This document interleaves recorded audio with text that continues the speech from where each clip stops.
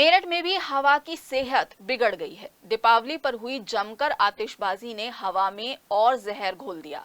आलम यह है कि रात में ही अस्पताल में सांस के मरीज पहुंचने शुरू हो गए थे और ये सिलसिला अभी भी जारी है। कई मरीजों को अस्पताल में भर्ती कराना पड़ा। बच्चे और बुजुर्गों के लिए ये जहरीली हवा सबसे ज्यादा घातक हो रही है। मेरठ के मेडिकल कॉलेज में रात से अभी तक करीब 20 से ज्यादा मरीज आ चुके हैं, जिनमें से कई मरीजों को भर्ती कराना पड़ा। वहीं प्राइवेट हॉस्पिटल्स में भी यही स्थिति लगभग बनी हुई है। दमा के रोगियों के सामने सबसे ज्यादा दिक्कतें हैं। आलम यह है कि दीपावली पर जमकर आतिशबाजी ने एयर पॉल्यूशन को और बिगाड़ दिया है।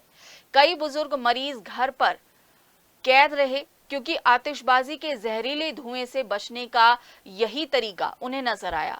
छाती और श्वास रोग विशेषज्ञ डॉक्टर वीरोत्तम तोमर का कहना है कि सांस के मरीजों को बेहद सावधानी बरतने की जरूरत है, क्योंकि आतिशबाजी के बाद हवा और जहरीली हो गई है।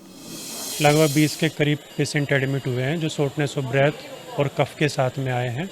एक्यूट एक्सक्रिवेशन के साथ था, जिसको हमने इनिशियली ऑक्सीजन पे दिया और नेबुलाइज कराया है। बाकी जो भी इनिशियल ट्रीटमेंट था उसके साथ में पेशेंट इम्प्रूव होकर के डिस्चार्ज कर दिए। कुछ अभी हमारे पास एडमिट है। पूरे हमारे दिल्ली एनसीआर में खासतौर से मेरठ की हम बात करें तो जो आतिशबाजी हुई है, दीपावली का पर्व लोगों ने बहुत जोश शोर से मनाया, लेकिन जो पटाखों का धुआं था उस पर हम कंट्रोल नहीं कर पाए। और कल से ही क्या, एक दिन पहले से ही सांस के मरीजों की संख्या लगातार बढ़ने लगी। कल भी काफ़ी मरीज मेरे पास सीरियस पेशेंट आए जिनको मैंने इमरजेंसी के तौर पे देखा और हॉस्पिटलाइज कराया।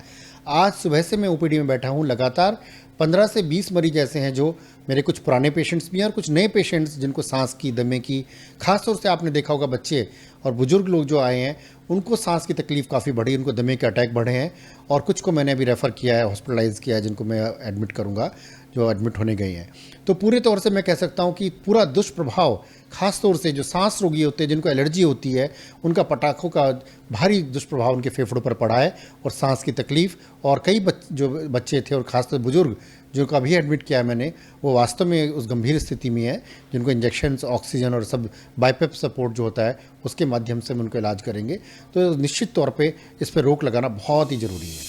जो पोल्यूशन पटाखों का था उसकी वजह से मुझे कल रात से बहुत ज़्यादा दिक्कत हो रही है। और जब बम फूटे, मेरा सब खाना पीना मेरे बच्चों ने बाहर धर के दरवाजे, गेट, पर्दे सब बंद कर दिए, मैं अंदर ही। और जब भी दिक्कत पड़ती है, अपने घर में ही थे वैसे, लेकिन जब पटाखों का धुआं वगैरह सा हुआ तो उस समय बड़ी दिक्कत सी हुई, हमें महसूस हुआ, सांस लेने में बहुत दिक्कत सी हुई।